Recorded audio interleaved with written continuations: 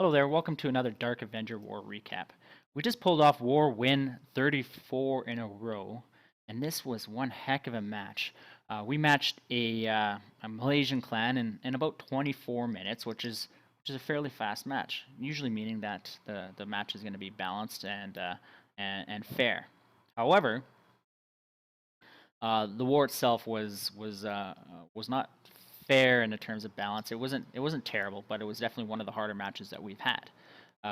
Taking a look at how we had done on this war, we managed to pull off 10 3-stars, which isn't great on a 20 versus 20. 6 2-stars and 4 1-stars, and held off their defenses with only 6 3-stars against.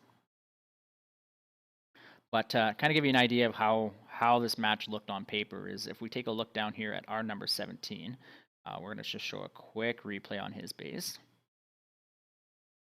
This attack here, brand new Town Hall 8.5, no new Town Hall 9 defenses. So essentially a Town Hall 8. Looking over on their side at number 17. We'll take a quick scout at it. We're looking at a maxed Town Hall 9. Now, there's a couple things on this Town Hall 9 that aren't fully maxed. Obviously, the walls and a couple of the defenses, but otherwise, this is a max base at their number 17 against our 8.5. They also had 2 additional Town Hall 10s, and the Town Hall 10s themselves were really strong. We'll show a replay on one of them, and our Town Hall 9, our Town Hall 10s are strong as well. So, all in all, a really hard match from the get-go, and it had us in a situation where we were quite nervous about it. However, we did plan the war out pretty effectively and managed to come away with a W in the end. So first attack that we wanted to take a look at here is Kane's attack. This attack came late in the war, taking on their number 1, and this was the last Town Hall 10 that we attacked. So Kane is going to come in on this base with a Go We Wipe, and he's hitting it with an Earthquake. The idea on this attack is wanted to get in there for the Town Hall dive, but at the same time, you're going to see that he sets in some wall breakers there and tries to open up another additional compartment just to pick up the extra percentage. And we thought we were going to do that up on the northwest side. At least I thought that's what he was going to do with the war plan that we had set up. So here he is. He's got a P.E.K.K.A down there and some wizards, and they're sending him in on that side there to go in there to do some percentage. Hound in the CC, so that's nothing too crazy. And so far, it's going pretty well. That P.E.K.K.A went down pretty fast to that Tesla, but he's got a decent amount of percentage here, and he's just going for the Town Hall now after he takes care of this Hound in the CC. But now what you'll start to notice is that his king is going to wander down to the south. Which is a little bit concerning with that Hound coming at his queen, and it looks like the queen is doing a little bit of walk, but she dives in there and grabs the Town Hall. But Kane brings along a jump spell, which opens up the other half of the base. He's also saved his rage spell for this point, and he's got his golems tanking really well. So really smart attack for that for Kane on this one is really found a nice easy way to pick up the percent and get a very easy 2-star on essentially a max Town Hall 10.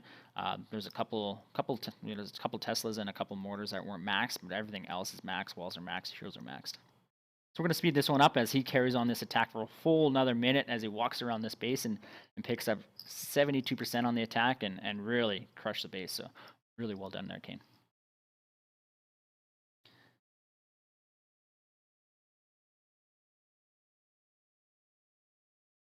It was a really long attack for a Town Hall 10. 72%, so well done. The second attack that we wanted to take a look at was JW's attack, and let's find that here. Right here. So the one thing I like about JW's attack here, we're going to hit pause quickly. He's looking at 10 and 11 heroes. Again, this is a maxed Town Hall 9 defensively. I don't see anything at first glance that isn't max defense. The walls themselves are a little bit low, but for most attacks at Town Hall 9 that are 3-star strategies, walls aren't necessarily going to matter a lot except for the kill squad. So he's going to hit this base with a Shattered GoHo, and he brings in 5 loons to start, and this is exactly what made this raid really stand out is, you know, his planning of the attack and using the loons off the start to clear a couple point defenses as the raid starts. So here come in the loons. He's dropped 2 on each of the archer towers and 1 coming in on the mortar, and that's just going to help clear a few extra defenses there, help with the hog pathing, and help keep the hogs alive just a little bit longer. And you can see he did a really good job there. And then on the bottom here comes his golem, a couple wizards, and he's going to go in there and tank the queen. The queen itself is not in a really good spot.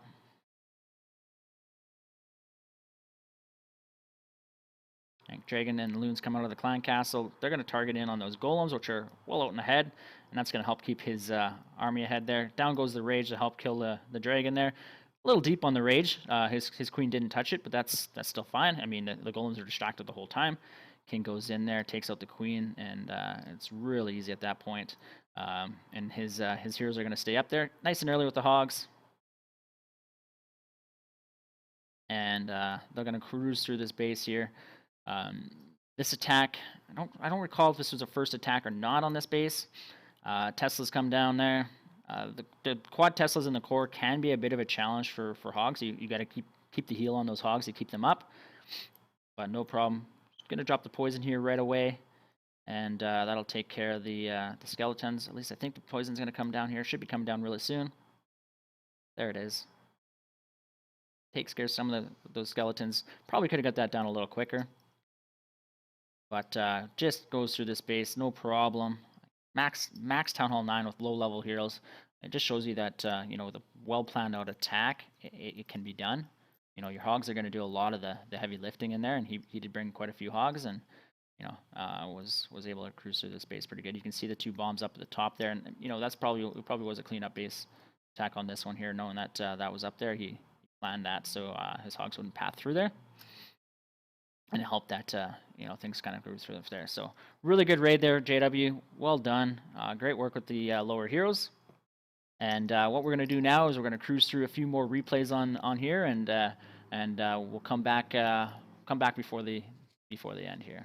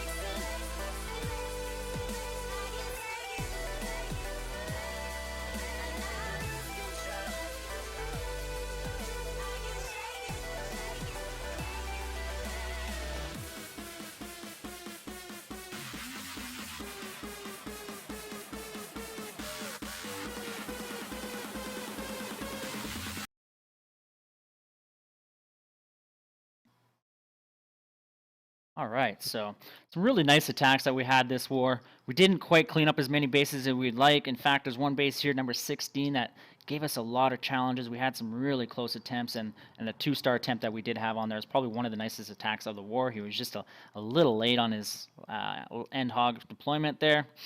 But overall, good win. Really a tough opponent there, and that pulled us up to our 99th Clan War win. So that means we are now going for win number 100. And we got a match up here against Mad Street. Unfortunately, we outweigh Mad Street by a fair bit. I mean, Town Hall 10 wise, we're balanced in the number of Town Hall 10s. If we go down, we're also balanced on Town Hall 9s. We do have several Town Hall 8.5s, so we're maybe a little lighter at the bottom end, but overall our mid to high Town Hall 9s are really strong. It's going to be a tough matchup for them, but you can never take anyone lightly. We're going to go give it our all for win number 100 and our 35th in a row. So tune in for next recap, and thanks for checking us out, and we'll be back soon.